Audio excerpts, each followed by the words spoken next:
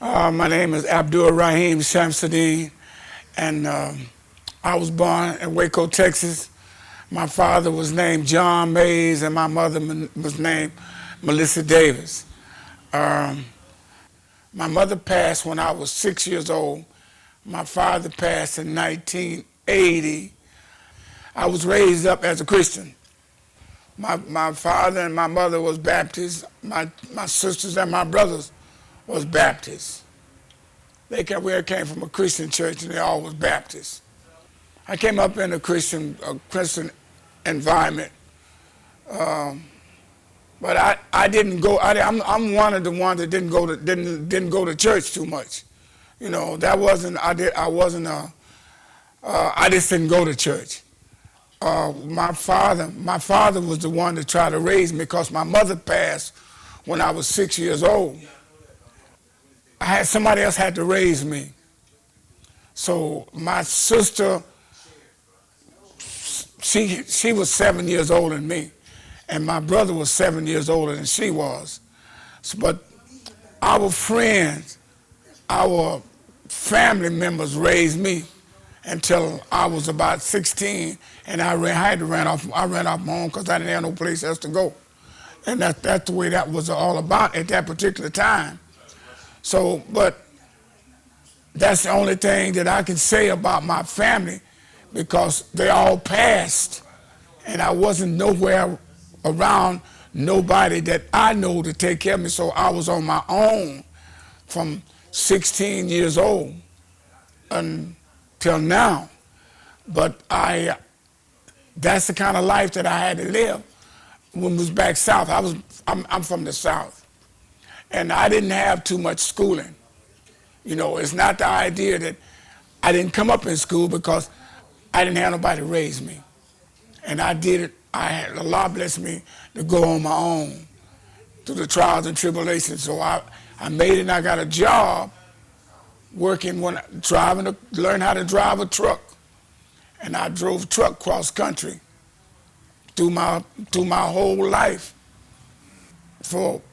This is part of me was missing. I didn't have too much schooling. The only schooling that I got in my whole life was Islam. I learned how to read and write in the school. I didn't go to school. I went to the 3rd or the 4th grade. I couldn't learn. So when I accepted Islam, they taught me how to read and write. So that's the only thing I know. I went to prison, and I heard about Islam in the prison. And when I accepted Islam, and it's Islam in prison.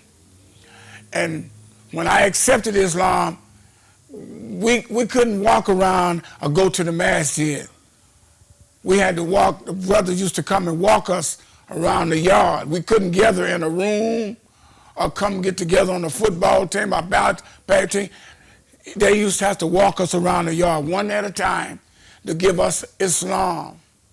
So I accepted Islam in prison. And I used to have to walk. We used to walk around the track, and the brother would be giving me Islam, talking to me about Allah, and trying to learn me my prayers.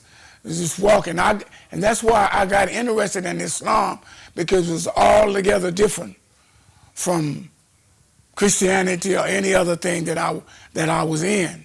So it motivated me. It gave me something else to look forward for, you know, my hope. So all of that other stuff that my mother and my father was talking to me about, it didn't move me. But I stepped into something else, and it just motivated me, because I heard that, and I wanted to know what it was all about. When we have the party of it. So this is the part where we drew a line. So what happened to them when they started that Islam? They're talking about it. They wouldn't give us no room, and they would lock us up. They catch us teaching Islam on the campus. They lock us up, brother. They would lock us up. I stayed here, but once I accepted Islam, Everything changed, man. Everything changed because they didn't want us to have Islam. They did not want us to have Islam. I learned how to say my prayers in the jail. I didn't know because I couldn't read. I couldn't read, brother. I couldn't read or write. I was 40 years, 45 years old before I could write my own name. And I couldn't read. The brother used to be in the cell next door to me. And he used to call me to the cell and say, brother, it's time for you to say your prayer. And I couldn't say it. I couldn't read it, give it to him on paper. He said, well, I want you to stand up to the bar and listen to me. And he used to, every 5 times a day, he would get up to the bar. And he would call their dime, and he would repeat, he would say the Fatiha, and I would repeat it after him, verbatim, mouth to mouth, ear to ear, until I learned the Fatiha. A'udhu billahi minash shaitani rajim. Bismillahir rahmanir rahim. Alhamdulillahi rabbil alamin. Ar-Rahmanir Rahim. Maliki yawmiddin.